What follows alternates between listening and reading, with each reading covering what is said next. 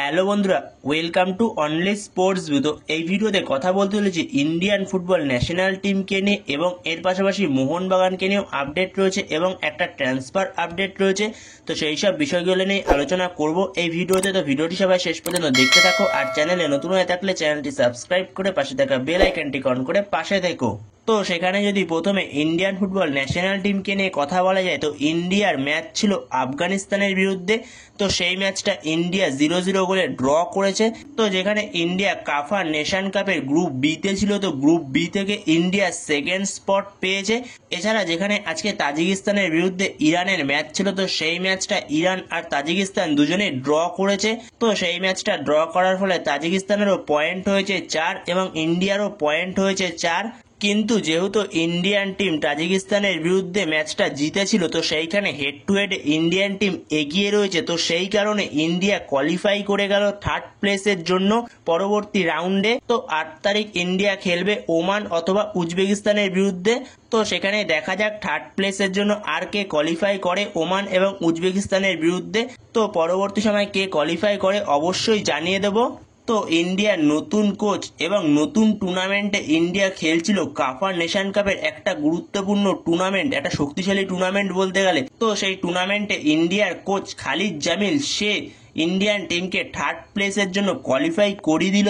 তো এটা Indian national টিমের জন্য দারুণ একটা খবর। তো বন্ধুরা, তোমাদের এ বিষয়ে কি মতামত তো অবশ্যই কমেন্টে জানিও ইন্ডিয়ান টিমকে নিয়ে। তো এরপরে যদি মোহনবাগানের আপডেট নিয়ে কথা বলা যায়, তো মোহনবাগানের নতুন প্লেয়ার রবসান রবিনো, তো তার জার্সি নম্বর কত হতে চলেছে, তো এটা সবারই প্রশ্ন। তো সেখানে রবসান রবিনোর জার্সি নম্বর হতে চলেছে, তো আগেরবার গ্রেগ স্টুয়ার্ট যে জার্সি নাম্বারটা পরে মোহনবাগানের হয়ে খেলছিল, তো সেই নাম্বারটাই হতে চলেছে রবসান রবিনোর জার্সি নম্বর এই মরশুমে। তো সেখানে রবসান রবিনো সেও 10 নম্বর জার্সি পরে মাঠে নামতে চলেছে, যেখানে আগের মরশুমে গ্রেগ স্টুয়ার্ট সেও 10 নম্বর জার্সি পরেই খেলছিল। তো সেই 10 নম্বর জার্সিটাই রবসান রবিনোকে দেওয়া হয়েছে।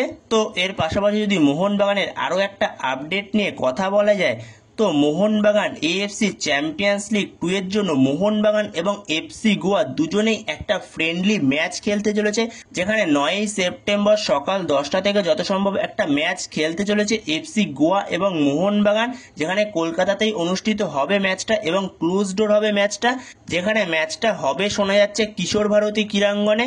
তো সেখানে একটা ফ্রেন্ডলি ম্যাচ খেলতে চলেছে এএফসি চ্যাম্পিয়ন্স লিগ 2 এর আগে মোহনবাগান এবং এফসি গোয়া দুজনেই। তো এরপরের আপডেটটি হচ্ছে একটা ট্রান্সফার আপডেট নিয়ে কথা বলবো। তো 34 বছর বয়সী ভারতীয় রাইট মিডফিল্ডের প্লেয়ার আব্দুল রাবি, তো এই আব্দুল রাবিকে নেওয়ার জন্য মোহনবাগান একটা সময় প্রচুর চেষ্টা করেছে। তো সেখানে মোহনবাগান ট্রান্সফার ফ্রি দিতেও রাজি ছিল, কিন্তু হায়দ্রাবাদ এফসি ট্রান্সফার ফ্রির সাথে সাথে একটা প্লেয়ারও চেয়েছিল। তো সেটাই মোহনবাগান রাজি হয়নি, কিন্তু পরবর্তী সময় মোহনবাগান সেখান থেকে সরে যায় এই ডিলটা থেকে। তো সেখানে আব্দুল রাবি সে নতুন দলে গেল। তো এই আব্দুল রাবি, যার মার্কেট ভ্যালু 1.4 কোটি টাকা, যে রাইট মিডফিল্ডের পাশাপাশি রাইট ব্যাক এবং রাইট উইংও খেলতে পারে, তো এই আব্দুল রাবিকে সই করিয়ে নিল এফসি গোয়া। তো এফসি গোয়াতে সে ডিল ডান হয়ে গেছে। তো এই আব্দুল রাবিকে এই মরশুম থেকে এফসি গোয়ার জার্সিতে দেখা যাবে।